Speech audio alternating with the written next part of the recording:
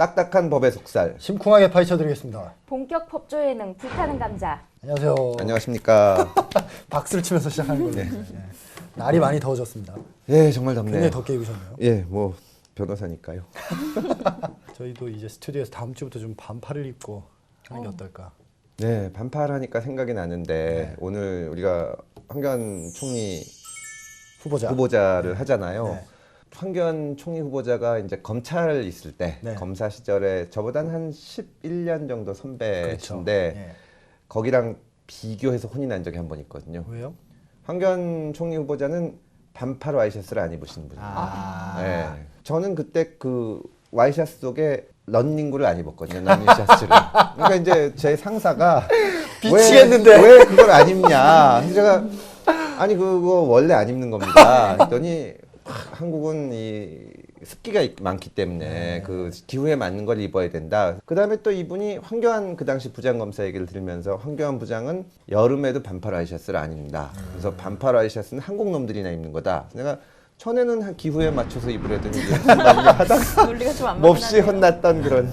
이 황교안 본부 장관이 그럼 하여튼 굉장히 보수적인 분이라는 건 옷차림만 봐도 알 수 있는 일면인 그렇죠. 거군요. 예, 예. 공안부 계시는 검사들한테 들은 얘기입니다. 예. 굉장히 보수적인 분이시래요. 그래서 공안부 검사들도 약간 부담스러워할 정도로 굉장히 보수적인 분이시라고.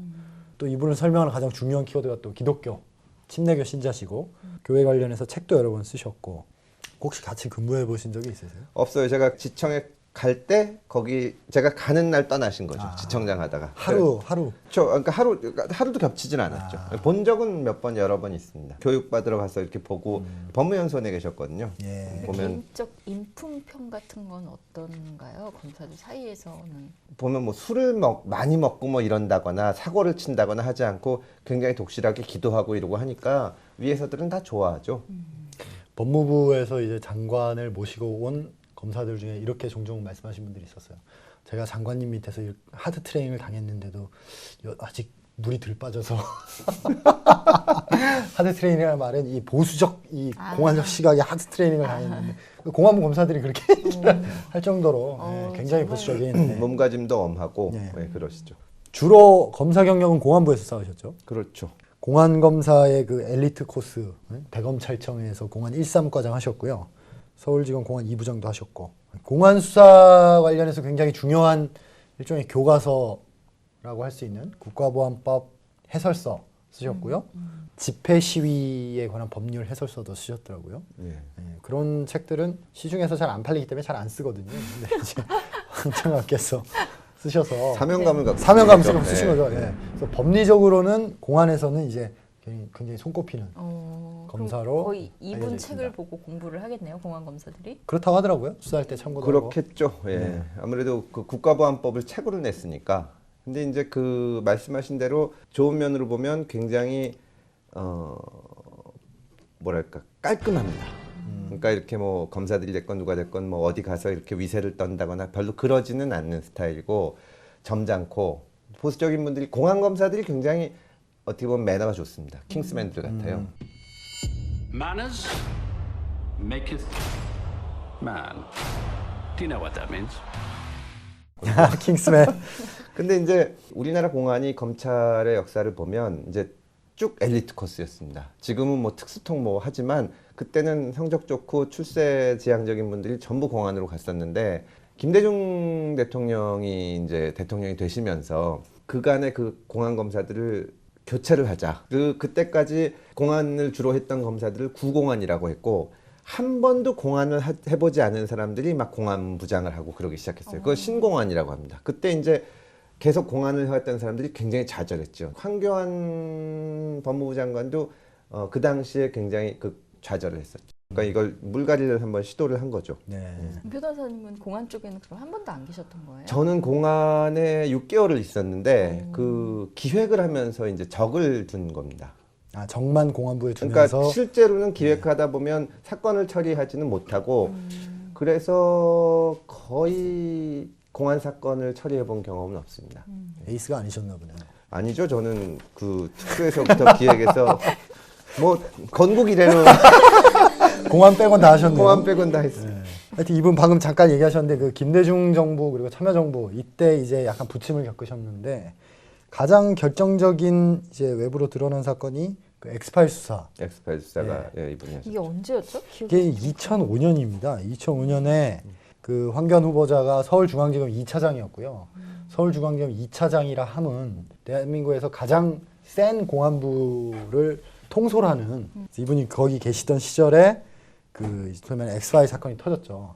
도청된 테이프 안에 담긴 내용에 대한 수사. 예. 그 이제 삼성그룹과 관련된 것들이죠. 내용에 대한 수사와 그 불법 도청 행위, 이 테이프를 생산하는 데 관련된 불법 행위. 이거를 보도한 행위에 대한 그렇죠. 불법성. 예, 예. 그러니까 크게 세 덩어리였던 걸로 제가 기억하고요. 황교안 장관은 그 불법 도청하는 행위 그리고 불법 도청된 내용을 보도한 행위 이 두 가지는 굉장히 엄벌했던 걸로 기억합니다. 다만 요 대화 내용에 담긴 삼성 관련자들은 다 무혐의 처분을 했는데 수사도 굉장히 서면 조사 뭐 이런 식으로 그렇죠. 네. 소위 말해서 빡세게 안 해서 되게 언론의 비판을 많이 받았던 걸로 기억하고 있습니다. 도청이 돼서 녹음된 내용이 굉장히 충격적입니다. 삼성에서 어떤 뭐 사업을 하거나 뭐 때문에 어떤 특정 공무원에게 이렇게 일회적으로 돈을 준 거나 아니 그런 것이 아니고 아주 전반적으로 공무원 사회를 관리한 게 드러난 거거든요. 그러니까 만약에 이것이 그냥 일회적인 뇌물 사건이었으면 사실은 도청한 걸 가지고 수사하는 게 안 맞거든요. 독수독과. 예, 굉장히 위험하기 때문에 잘못하면 도청된 것을 가지고 수사를 하지 않는 것은 개인적으로는 뭐 상당히 공감을 하는데 독수독과 얘기 잠깐 하셔서 그런데 이게 불법으로 취득된 증거니까 그 수사의 증거로는 못 써도 수사의 단서로는 삼을 수 있잖아요. 단서로는 삼을 수 있는데 근데 이제 그 뭐 너무 분명하고 이거 외에는 다른 증거를 찾기는 또 쉽지는 않았습니다. 근데 도청하면 안 되죠. 그렇죠. 뭐라고 할 말이 없는. 그렇죠. 그러니까 그 전에도 계속 했기 때문에 해왔다는데 네. 이때 참 논란이 됐던 것 중에 하나. 이거는 이제 방에서 한 건데 핸드폰이 도청이 되냐. 네. 근데 제가 처음 검사가 됐을 때 핸드폰 도청하는 거를 국립과학수사연구소에서 봤는데 진짜로요? 그렇죠. 그게 95년도인데 95년 핸드폰이 있었어요? 핸드폰 있었죠. 아, 굉장히 부자들만 쓰던 96년도서부터 이제 많이 하고 95년도도 있었는데 이제 어떤 식으로 하냐면 이걸 쫓아가야 됩니다. 100m 거리 정도를 하면은 그 안에 있는 게 다 들리는 거예요. 네. 그러니까 이걸 어떤 번호만 딱 따서 할 수는 없는데 그래서 현실적으로는 핸드폰은 도청이 불가능하다는 주장을 꽤 오래 해왔어요. 기지국에서 따면 되잖아요. 기지국에서 따도 그거는 이 암호화가 돼서 안 되고 그러니까 그래요? 유선은 되죠. 유선은. 유선은 그렇죠. 유선은 정말 우스울 정도로 쉽습니다. 그러니까 대검찰청 가봐도 거기 이렇게 전화가 막 하는데 이렇게 꽂으면 들리거든요. 그러니까 총장님 말씀하시는 거 언제 정보통신과에 있어서 보는데 그래요? 근데 생각보다 굉장히 이 IT나 정보통신 하시는 분들이 그런 데 대해서 아주 의식이 철저하십니다. 안 해줘요. 그러니까 뭐 위에 사람이 얘기한다고 이거 해주고 그러지는 않는데 도청은 진짜 없어져야 되는 게 맞고. 근데 도청 얘기가 나왔으니까 얘기인데 예. 그때 제가 출입하기 훨씬 전인데 예. 그 서초동 자락에서 그 있잖아요. 중앙지검 있고 그 앞에 무슨 정체모를 차가 하도 오래 있어가지고 그게 잡고 보니까 뭐 국정원 뭐 이랬나 봐요. 근데 거기서 이게 이렇게 해서 이거 약간 제가 확인한 얘기는 아닙니다. 이거 서초동에 도는 소문인데 이렇게 해서 도청을 하고 있었다. 그래서 그 뒤부터 검찰에서 부장들이 방에서 뭐 전화하거나 할 때 TV나 이런 걸 켜놓고 해라. 이런 지시가 떨어졌다는 소문을 듣고 가보면 근데 진짜 부장들이 다 방에서 TV를 보고 있어요. 근데 그게 TV를 보고 싶어서 보는 건지 항상 켜놓고 있는데 무슨 뭐 브리핑할 때도 꼭 클래식 음악을 틀어놓는다고. 게다가 옛날 얘기고 요즘은 다 앱을 심어가지고 이게 다 문자도 그냥 오고 그런 불법 앱이 굉장히 많죠. 그렇죠. 그래서 사건 하다 보면 특히 남녀관계에서 그런 거 심어놓는 경우가 많습니다. 조심하세요. 근데 도청 얘기가 나왔으니까 얘기인데 근데 진짜 그 국정원 그때 댓글 사건 수사했던 검찰 쪽이나 그거를 이제 재판했던 법원 쪽 얘기를 들어보면 뭔가 확증은 없지만 이상하다 이런 얘기를 많이 했었어요. 그 옛날에 이제 핸드폰 없고 유선 전화 있었을 때부터 뭐 소리가 멀게 들리고 한다 그런 얘기들을 계속 있었는데 저 대선 때 돌아다니고 있으면 사람들이 네 전화는 다 도청될 거라고 하는데 뭐 들으라고 계속 떠드는 거죠. 어쩌겠습니까? 전 가끔 감이 안 좋아지고 이러면 그만 들어 그다음부터 음질이 좀 좋아지고 그러더라고요. 귀가 깜짝 놀라요. 근데 실제로 대검찰청 주변에서 전화가 자주 끊겨요. 아, 그래요? 자주 끊겨요. 되게 자주 끊겨요. 황교안 장관 지금 삼성 관련된 얘기가 나온 김에 조금 몇 가지를 더 얘기해 보면 일종의 봐주기 수사를 한 셈이 됐는데 그때 그 중앙일보가 내년 올해 새뚝이라고 올해 인물 같은 거예요. 신문사가 선정하는 거기에 황교안 장관을 선정했어요. 이 수사가 지나고 나서. 그래서 당시 이제 법조기자들 사이에서 이게 뭐냐 짜고 치는 거냐. 너무 심하다 이런 얘기가 있었고. 그 황교안 후보자가 또 그 참여정부 때 약간 정권과 갈등을 빚었던 대표적 사건이 강정구 동국대 교수 불구속 수사 지휘 사건이 있었죠. 예. 2005년인데 그때 이제 동국대 강정구 교수께서 국가보안법 위반 혐의로 고발이 됐고 당시에 또 황교안 후보자가 서울중앙지검 2차장이었고요. 그러니까 천정배 당시 법무부 장관이 김종빈 검찰총장에게 헌정사상 최초로 공식적인 수사 지휘권을 발동해서 맞습니다. 불구속 수사하라고 지휘를 했죠. 거부할 절차가 없기 때문에 수용을 하고 그래서 이에 반발한 검찰총장이 사표를 냈죠. 6개월 만에. 이게 약간 오해 소지가 있는데 마치 천정배 장관만 처음이자 마지막으로 검찰을 지휘한 것처럼 오해할 소지가 있잖아요. 헌정사상 초유라면서요. 그러니까 공식적으로 수사 지휘권이라는 그 지휘로 법적 많이 하죠. 권한을 쓴 건 처음이고 음성적 방법으로 수없이 수사를 지휘합니다. 이번에 원세훈 전 국가정보원장 사건을 처리할 때도 대검까지는 수사팀과 대검은 이제 선거법 위반 혐의를 적용해서 구속영장을 청구하는 것으로 입장 정리가 다 됐는데 법무부에 그 보고서를 올리면 조금 다시 검토해봐야 되지 않을까? 이렇게 해서 반려. 보고서만 2주를 쓴 거예요. 그렇죠. 그게 계속 빠지겠다. 장관이 오케이 하기 전엔 안 하는 게 이제 관행이죠. 그렇죠. 근데 오케이를 안 하는 거예요. 기록을 두고 가라. 그리고 앉아 있으면 못 하는 거죠. 사실적으로 훨씬 불건전한 겁니다. 그렇죠. 예. 그때 참정배 장관의 논리가 그거였어요. 아니, 이렇게 공식적으로 지휘를 하고 그럼 내가 책임진다. 거기에 대한 이거. 수사 네. 결과 책임 내가 그렇게 진다. 말하니까 또 떳떳하게 그렇죠. 그렇죠. 요 지휘권을 놔둔 이유가 검찰이란 조직이 수사의 독립성 같은 것도 굉장히 중요하지만 또 폭주하거나 그럴 수 있기 때문에 이 민주적 정당성을 가진 이 정권 차원에서 통제할 수 있는 하나의 길은 열어놓자. 그렇죠. 처음 형사소송법 만들 때 이제 우리 재원 국회에서 하는 이 회의하고 이런 걸 보면 경찰 파쇼와 검찰 파쇼 뭐 이런 얘기들이 나오거든요. 네. 실제 권력 기관이기 때문에 견제를 해야 되는데 그걸 이제 천정배 장관 이후로는 그런 식으로 공식 지휘를 하는 없습니다. 분이 없는 없습니다. 거군요. 예, 이때 워낙 파장이 커서요. 하여튼 그래서 이제 그 뒤로 계속 승진의 물을 먹었죠. 물을 먹었죠. 예. 예. 2008년 정권 교체가 되자마자 검사장에 승진했습니다. 승진했고 고검장까지 하셨죠. 그렇죠. 고검장까지 하셨고 박근혜 정부 들어서 초대 법무부 장관이 되면서 이제 완전 꽃을 피우셨죠. 그렇죠. 이분이 예. 하신 게 엄청 많죠. 엄청 많죠. 하여튼 굉장히 신뢰도 받고 네. 있고 그렇죠. 제가 보기에는 신뢰의 핵심은 외모와 목소리인 것 같습니다. 김기춘 실장도 외모가 네, 그런 얘기가 있더라고요. 근데 황교안 장관이 진짜로 목소리가 왜 좋아요. 나는 여기 박근혜 대통령이 이렇게 눈이 부리부리한 사람은 안 좋아하는 것 같아요. 목소리가 되게 좋고 네. 풍채도 좋으시고 잘생겼어요. 그래도. 뭐 그것 때문인지는 모르겠지만 동의하지 않지만 뭔 소리야 약간 이런. 외모 보는 눈이 좀 문제가 있으신 것 같아요. 사람마다 취향이 다르니까. 예. 하여튼 그 법무부 장관 하시면서 최대 치적은 이제 통합진보당. 그렇죠. 해산, 예. 정당 해산. 저는 이거 진짜 청구할 거라고는 생각을 못했어요. 아니 근데 이거는 저는 할 거라고 생각했습니다. 그러니까 제가 참 순진해요. 순진한 게 아니고 준비를 해서 하셨다면서요. 이런 일이 언젠간 있을 줄 알고 꾸준히 준비해왔다. 뭐 이런. 이분에 있어서 필생의 어떤 과업 같은 거죠. 제가 보기에는. 그리고 공안부 자체로도 필생의 과업이었을 겁니다. 그렇죠. 그래서 이게 뭐 어떤 한 사건 계기로 한 것이 아니라 오랫동안 쌓여왔던 것을 가지고 이 아주 결정적인 순간에 타격을 가한 거죠. 그렇죠. 예. 이 통합진보당 약간 또 딴 얘기인데 예산 심판 청구 사건 첫 공개 변론 헌재에서 하는 날 제가 거기 있었는데 그 재판에서도 공소 제기할 때 이 집단이 얼마나 이적성이 있는지에 대해서 정확하게 설명하잖아요. 통합진보당이 얼마나 이제 이적성이 있는 단체인지를 설명하기 위해서 동영상을 만들었어요. 법무부에서. 어우, 동영상 시작이 멀티미디어 한국 전쟁부터 시작합니다.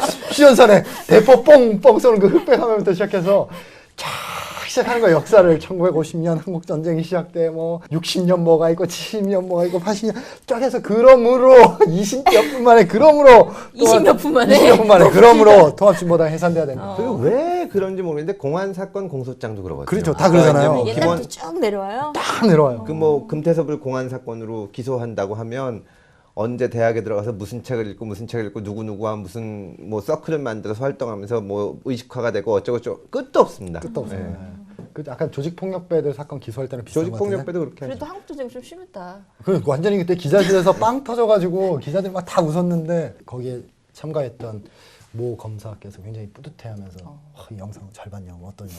그래서 아 정말 우리와 인식의 차이가 아, 크구나. 그분들은 진지하신 거예요. 아, 그렇죠. 예. 예.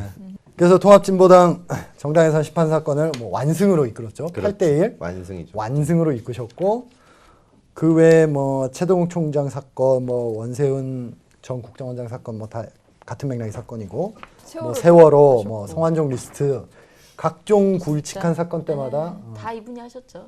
대통령의 그 의중에 맞게 가장 박근혜 정부가 비판받는 것이 도대체 하는 일이 없다. 근데 그나마 뭐라도 그러니까 뭐 이거 옳고 그르고를 떠나서 해내는 사람이 여기였죠. 그렇죠. 예. 통합진보당도 해산하고 막 그랬으니까. 그래서 이 박근혜 정권 내 여권 내에서는 뭐 전에 듣기로는 황교안 장관의 평이 굉장히 좋다 이렇게 계속 들었었고 그래서 어쨌든 일처리는 시원시원하게 한다 이거죠. 뭐 대통령 대통령 마음에 의중에 맞게 네. 그리고 굉장히 신중하고 깔끔하게 일처리를 한다.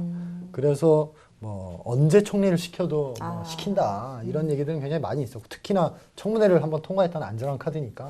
박 대통령이 언젠가 누가 떠들고 다니는 거 가지고 촉새처럼 뭐 이런 얘기 했잖아요. 네, 예. 그 나대는 거 싫어하는 것 같거든요. 네. 황교안 장관은 그거랑 좀 반대 이미지입니다. 굉장히 진중하고 점잖은 스타일이죠.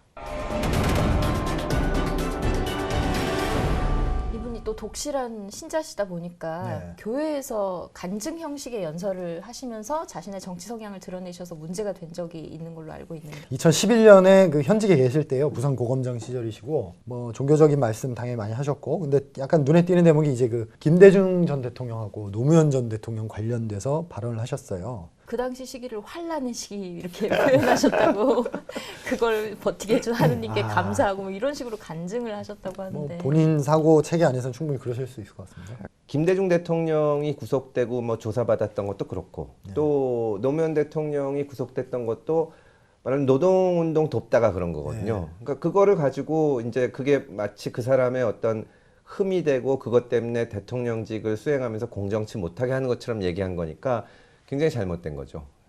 정확하시네요.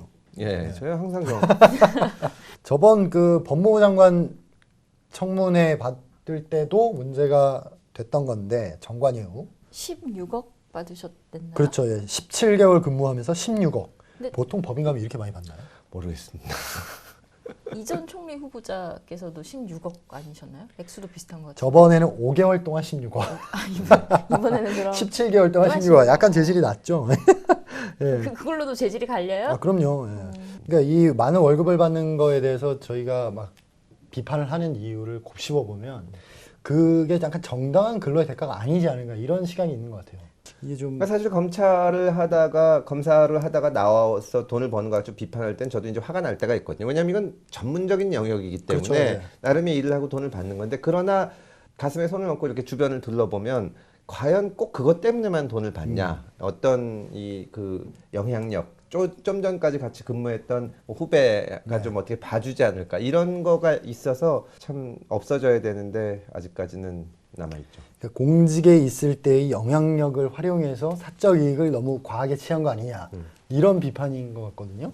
하여튼 황교안 후보자 관련된 이슈는 엄밀히 얘기하면은 법률 이슈는 아닌데 법조인이니까 넓게 봐서 법률 이슈라고 치고 저희가 다뤄봤습니다.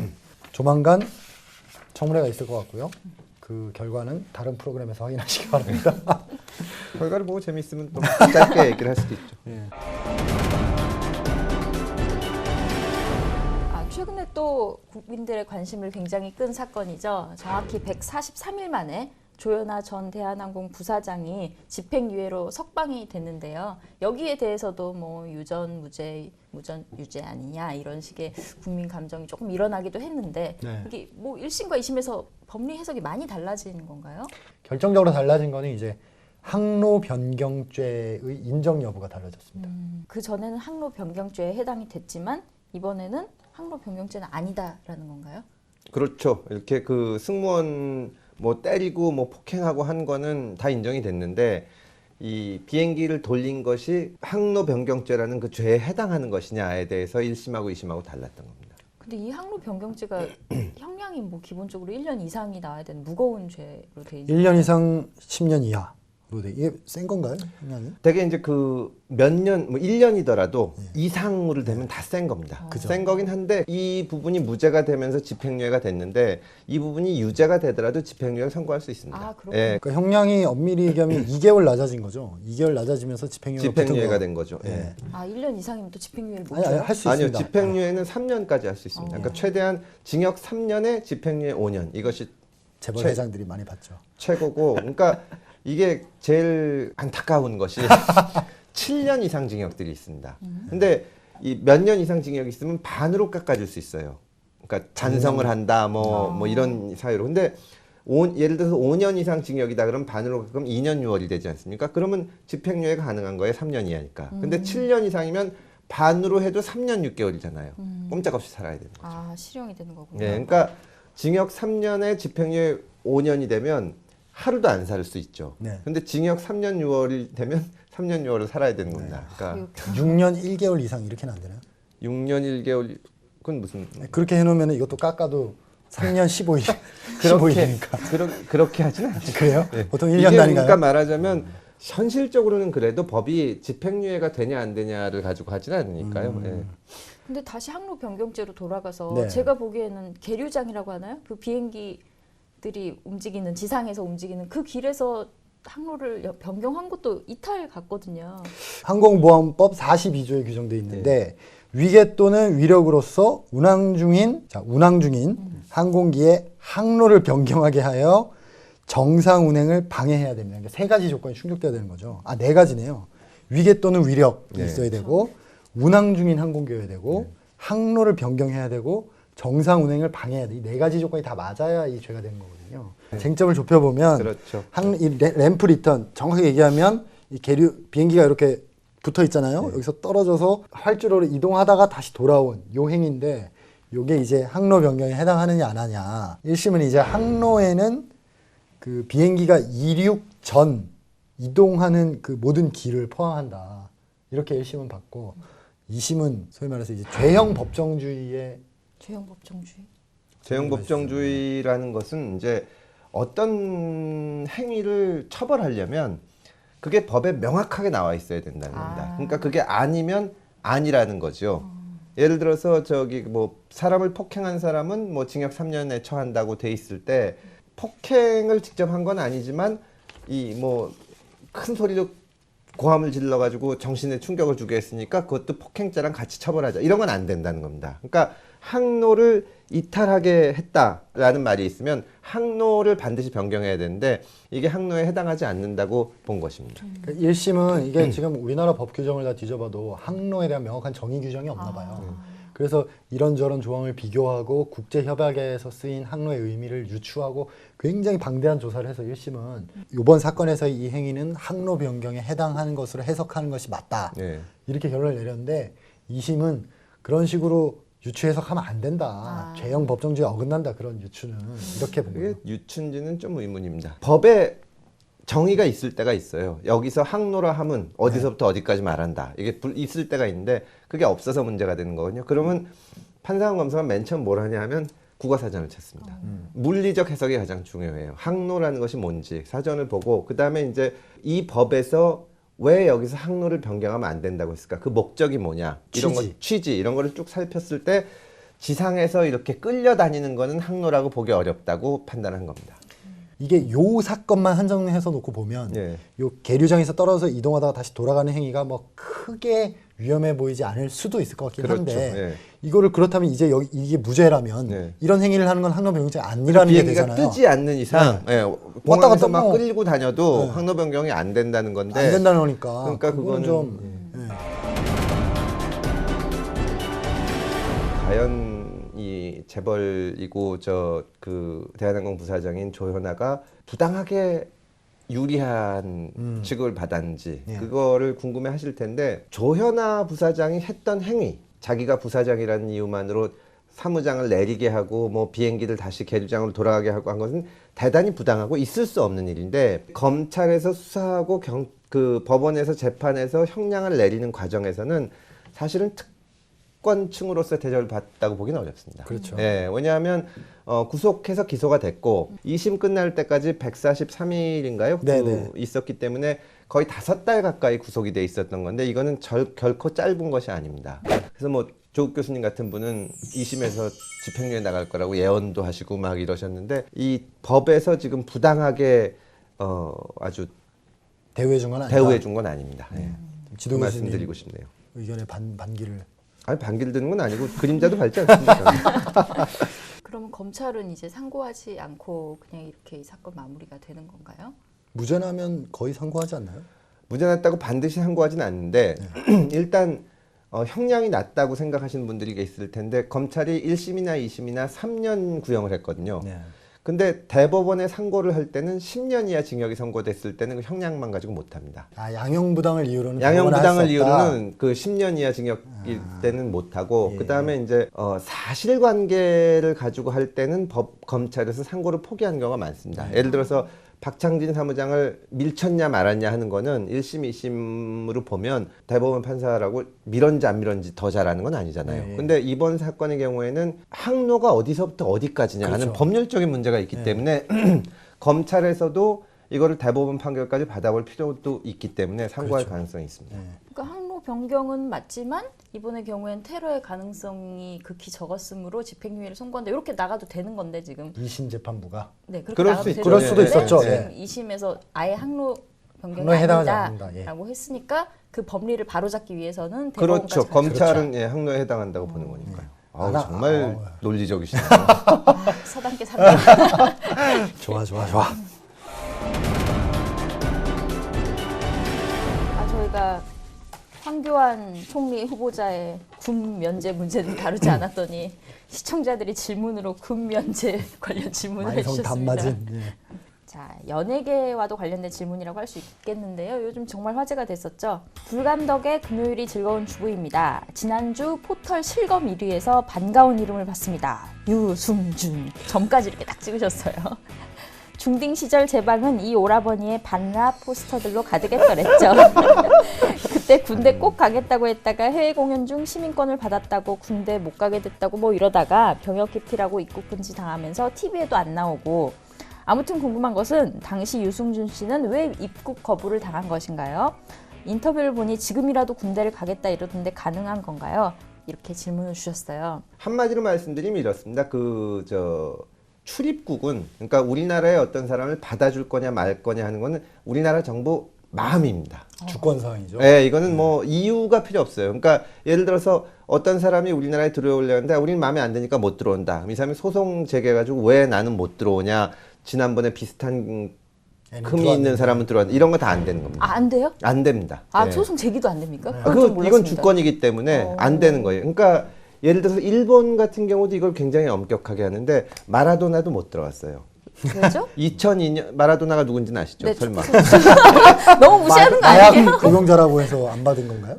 이 마약 복용자라고 해서 못 받은 걸로 알고 있는데 그 이유를 명확히 그렇죠. 안 가르쳐 네, 안 주는데 가르쳐주죠. 2002년 월드컵이 한일 월드컵이었잖아요. 그때 마라도나가 일본에 갈래다 입국 거절당해서 우리나라만 들어오고 엄청나게 해서 불평을 했습니다. 어떻게 나를 안 받아주냐. 그래서 결국은 일본 정부가 나중에 받아줬는데 뭐 이렇다 저렇다 이유가 필요 없는 거고 우리나라 가수 이승철 씨가 입국 거부를 당한 일이 있죠. 그렇죠. 일본에서. 예. 그때도 이유를 안 가르쳐 줍니다. 그러니까 뭐 독도 행사해서 그렇다 뭐 여러 가지 설은 있었는데 그거는 일본 정부의 마음인 거죠. 유승준 씨 같은 경우에는 지금 미국 국적자이기 때문에 우리 정부에서 안 받아주면 사실은 방법이 없는 겁니다. 물론 입국까지 못하게 하는 것이 맞는지 너무 심한 거 아닌지 거기에 대해서는 여러 가지 의견이 있을 수 있지만 그건 우리 정부가 결정하는 겁니다. 근데 소송도 할 수 없다는 건 좀 신기하네요. 그게 이제 왜냐면 민사 소송은 돼요. 손해배상. 민사 실제로 이제 그린피스가 입국 금지 조치를 당해서 우리나라 법원에 손해배상 청구 소송을 냈어요. 한국 정부를 상대로. 민사 소송을 그렇죠. 냈군요. 민사 소송을 내서 법무부가 그냥 합의하자.